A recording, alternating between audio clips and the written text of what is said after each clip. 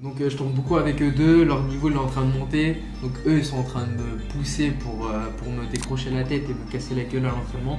Moi de mon côté j'essaie de moi leur casser la gueule à l'entraînement.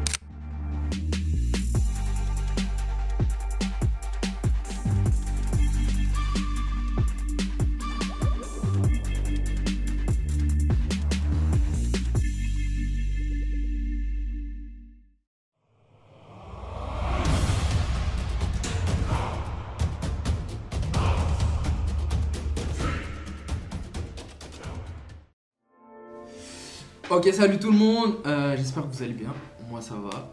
Donc on se retrouve aujourd'hui pour une nouvelle vidéo dans Route pour l'UFC.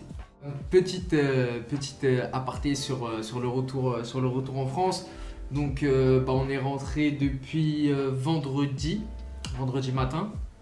Donc on a passé 10 jours dans une chambre d'hôtel à Manchester. Donc c'était très long. Je pense que c'est une des expériences les plus longues de ma vie. Mais quand je parle de longue, c'est le temps est passé tellement doucement.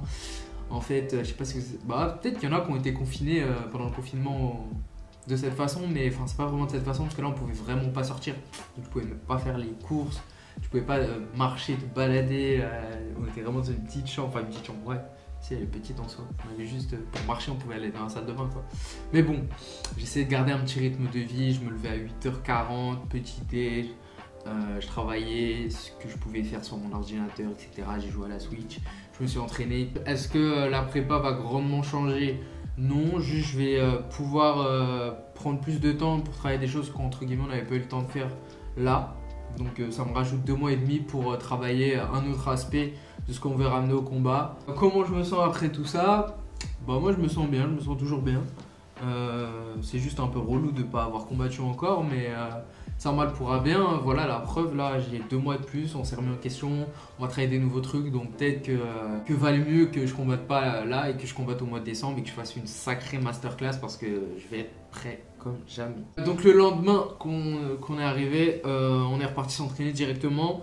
Donc je me suis entraîné, je crois que c'était avec Léo et Karim. Donc on a fait 9 rounds, je crois, 9 rounds à peu près.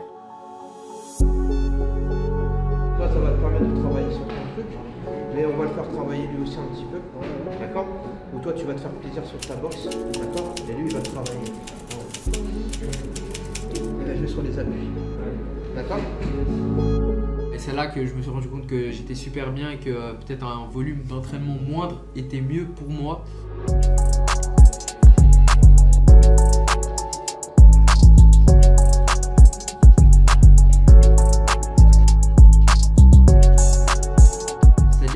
Fait de boxe, etc. pendant 10 jours, pas vraiment de 5x5 et tout. J'ai enchaîné 9 rounds entre pads, sparring et thème.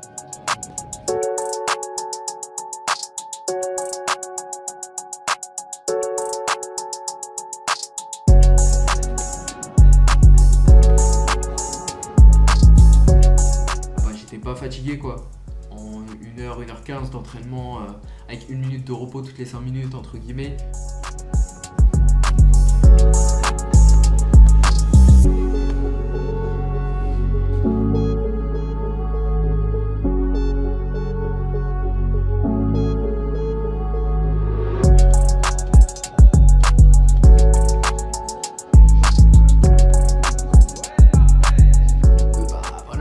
Je me sens très bien comme ça dans ce rythme et c'est sur ça qu'on va travailler, c'est comme ça qu'on teste, on trouve des trucs et on s'améliore au fur et à mesure. Donc là on a découvert ça entre guillemets. C'est ça qu'il veut, donne-lui. Hey, y a rien derrière, pourquoi?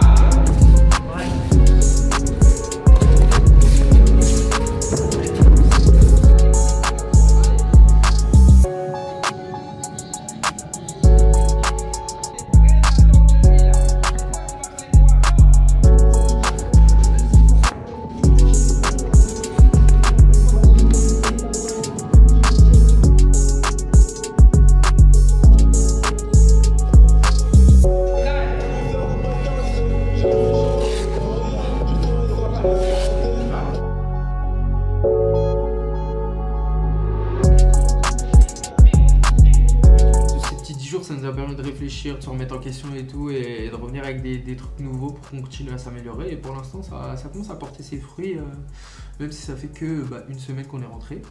Donc c'est cool.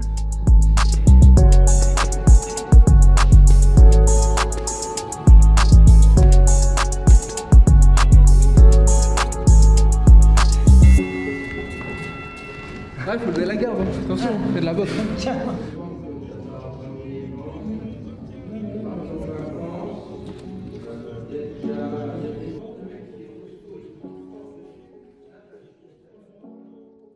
Deuxième entraînement à la Chapa, donc toujours dans la même lignée, la même direction. On fait beaucoup de thèmes de pattes et de mise en situation avec les petits gants. Un mélange de pied-point, lutte, ground and pound et cage control. Donc cage control, c'est contre la cage.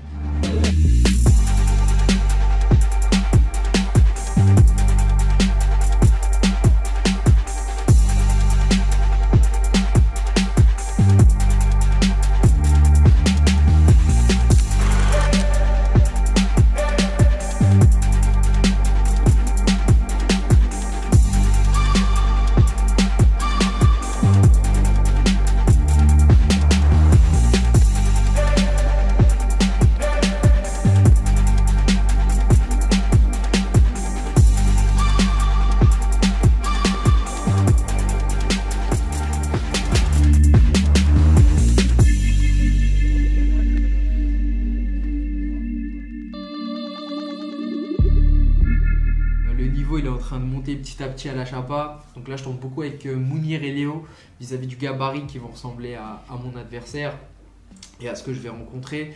Donc je tombe beaucoup avec eux deux, leur niveau il est en train de monter. Donc eux ils sont en train de me pousser pour me décrocher la tête et me casser la gueule à l'entraînement. Moi de mon côté j'essaie de moi leur casser la gueule à l'entraînement, et du coup on se tire, moi je les tire vers le haut et eux ils me poussent vers le haut. Ça fait une sorte d'émulation en fait. J'essaie de toujours rester un cran au-dessus et eux ils essaient toujours de me rattraper. Donc c'est un truc qui est cool qu'on fait à la Chapa, et ça permet à cette génération qui est juste après moi d'arriver de très très très fort, vu qu'ils m'aident à préparer pour une ceinture mondiale, ce qui est pas rien.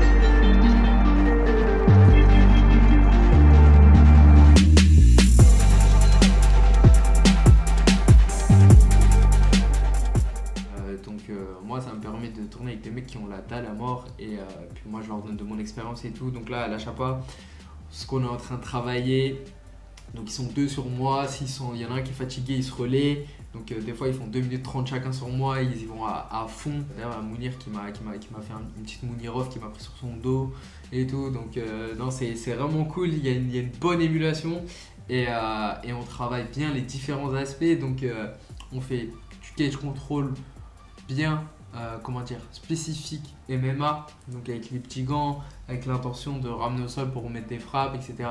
Parce que même en France, là, donc maintenant le MMA il est légalisé, je le commence maintenant, il est légalisé. Il y a eu le premier événement de MMA d'ailleurs hier, au moment où je tourne cette vidéo. Maintenant à l'entraînement, c'est plus du pancrace, donc on doit leur inculquer la cage, ce sera plus un ring. Donc tout ce qui va être cage contrôle, donc de contrôler quelqu'un à la cage, le ramener au sol, Les frappes au sol qui changent beaucoup le jeu au sol, c'est plus la même chose. Avant c'était plus du JB ou de la luta pure quand on était au sol, qu'il n'y avait pas les frappes. Maintenant il y a les frappes, ça change beaucoup de choses. C'est pas le même délire le sol du MMA avec les frappes et sans les frappes.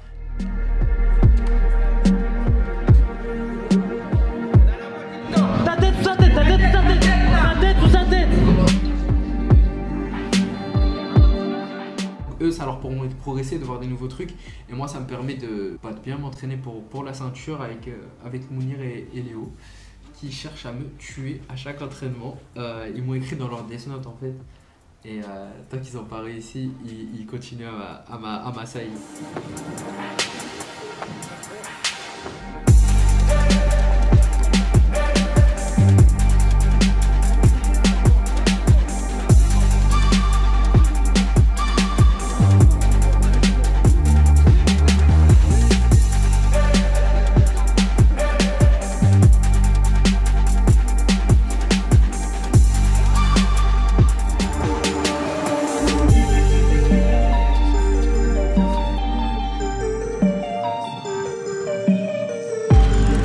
Il a remonté. Ouais, tu l'as vu, j'ai mis des coups, je faisais.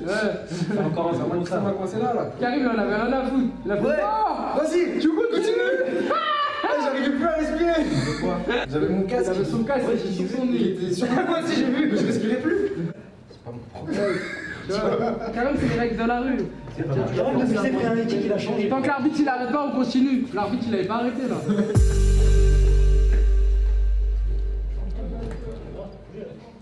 Ok, j'espère que la vidéo vous a plu. Moi ça m'a plu. Super vidéo.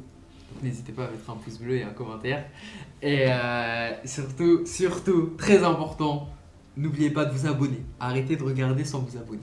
On va trouver une fonctionnalité, on va vous bloquer la vidéo aussi. Non, je rigole. Mais abonnez-vous, ça fait plaisir et ça nous aide beaucoup. Oui, la voix off, c'est vrai. Donc on a fait une petite voix off sur la vidéo. Donc j'espère que ça vous plaît, c'est la première fois qu'on fait ça. Donc on va voir ce que ça rend. N'hésitez pas à me dire dans les commentaires si ça vous a plu ou pas. Ou si vous avez d'autres idées pour dynamiser et rendre les vidéos un peu plus stylées, un peu plus cool. Donc voilà. Bisous à tous et à dimanche prochain.